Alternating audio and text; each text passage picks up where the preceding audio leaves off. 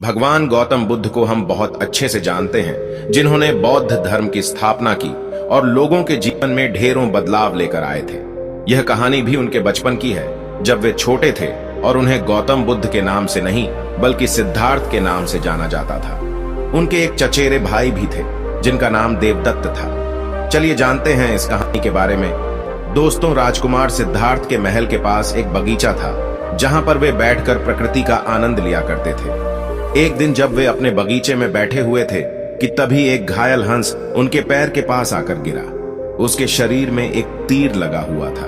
उसे देखने से प्रतीत हो रहा था कि किसी शिकारी ने उसका शिकार किया है। हंस को तकलीफ में देखकर और उसे यूं ही फड़फड़ाता देखकर राजा सिद्धार्थ का दिल पिघल गया और उन्होंने उस हंस की सहायता करनी चाहिए। उन्होंने सबसे पहले उस हंस के शरीर से वह तीर निकाला और घायल जगह पर मलहम लगाकर उसकी पट्टी की। यह सब कर लेने के बाद देवदत्त हंस खोजता हुआ राजकुमार सिद्धार्थ के पास आया। देवदत्त जैसे ही राजकुमार सिद्धार्थ के पास पहुंचा, उसने कहा, अच्छा तो यह तुम्हारे पास है, लाओ इसे मुझे दे दो। इसका शिकार मैंने किया है। इसका शिकार करने में मुझे बहुत मेहनत करनी पड़ी थी, इसलिए इस पर मेरा अधिकार है। देवदत्त की यह बात सुनकर सिद्धार्थ ने उससे कहा, नहीं, यह हंस घायल था और मेरे पास आया। मैंने इसकी मदद की और उसकी जान बचाई, इसीलिए इस पर मेरा अधिकार है। दोस्तों, दोनों भाइयों के बीच उस हंस के अधिकार को लेकर बहस होने लगी। अब वे जानना चाहते थे कि उस हंस पर किसका अधिकार ज्यादा है।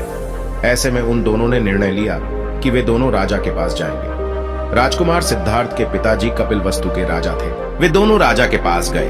राजा के पास पहुंचते ही देवदत्त ने सबसे पहले कहा, महाराज, इस हंस पर सबसे ज्यादा अधिकार मेरा है, क्योंकि मैंने इसका शिकार किया है। इस वजह से आप सिद्धार्थ से कहिए कि वह यह हंस मुझे दे दे।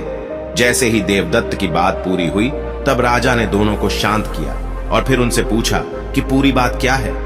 ऐसे में सिद्धार्थ ने राजा को पूरी बात बताई और उनसे बोला, पिताजी, बात यह है कि इस हंस का शिकार देवदत्त ने किया था, लेकिन यह हंस घायल होकर मेरे कदमों के पास आ गिरा। इसे घायल देखकर मैंने इसका इलाज किया और इसे ठीक किया।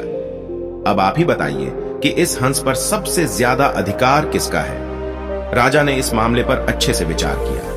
विचार कर लेने के बाद उन्होंने सभा में सबसे एक बड़ी बात कही, और वह बात यह थी कि मारने वाले से ज्यादा बचाने वाला का अधिकार सबसे ज्यादा होता है। इसीलिए इस हंस पर सबसे बड़ा अधिकार सिर्फ और सिर्फ सिद्धार्थ का है, क्योंकि उसने उस हंस को मारा नहीं, बल्कि उसे घायल देखकर उसका इलाज किया और उसकी जान बचाई। राजा के ऐसा कह लेने के बाद देवदत्त को बात अच्छे से समझ आ गई।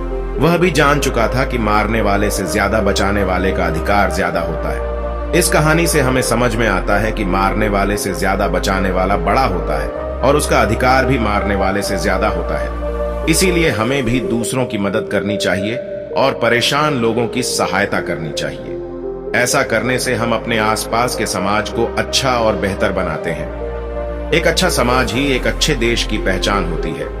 इसीलिए आप भी आज से प्रण लीजिए कि आप भी दूसरों की सहायता जरूर करेंगे।